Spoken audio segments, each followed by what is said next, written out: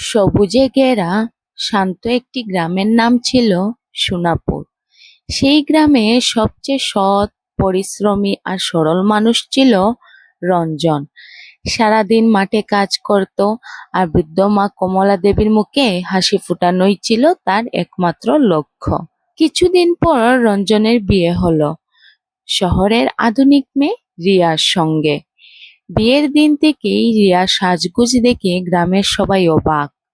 প্রতিদিন নতুন শাড়ি, দামি প্রসাধনী, কাঁধে স্টাইলিশ ব্যাগ, পায়ে উঁচু হিল, গ্রামের মাটির রাস্তায় যেন শহরের নায়িকা হাঁটছে। কিন্তু বাড়ির ভেতরের চিত্র ছিল একেবারেই আলাদা।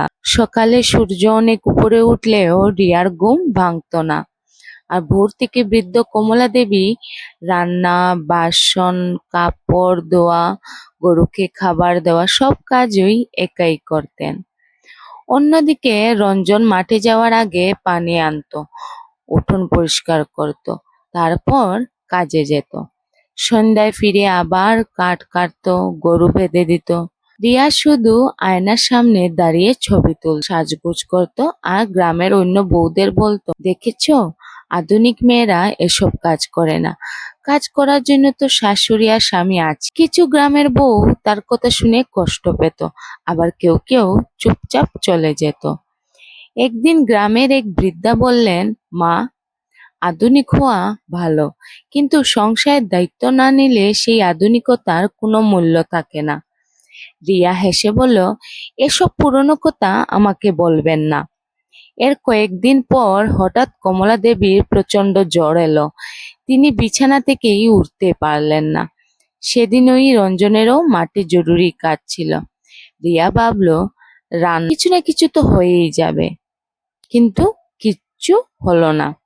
রান্না করতে গিয়ে ভাত পুড়ে গেল, ডাল নষ্ট হয়ে গেল, গরু না খেয়ে ডাকতে লাগলো।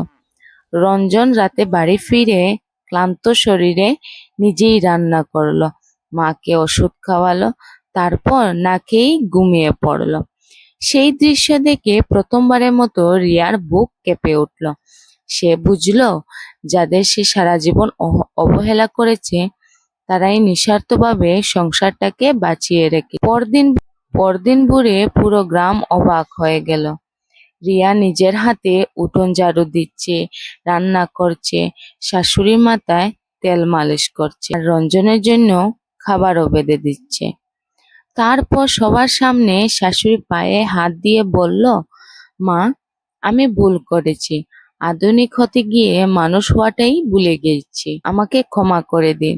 কমলা দেবী চোখের জল মুছে বললেন, ভুল করলে মানুষ ছোট হয় না, ভুল বুঝে বদলে গেলেই মানুষ বড় হয়।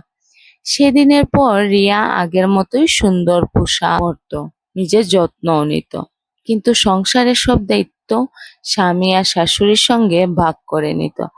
গ্রামের মানুষ তখন বলতো, সাজে নয়, ব্যবহারে মানুষ সুন্দর হয়, আর সত্যিকারে আধুনিক সেই যে নিজের পরিবারকে সম্মান করতে জানে।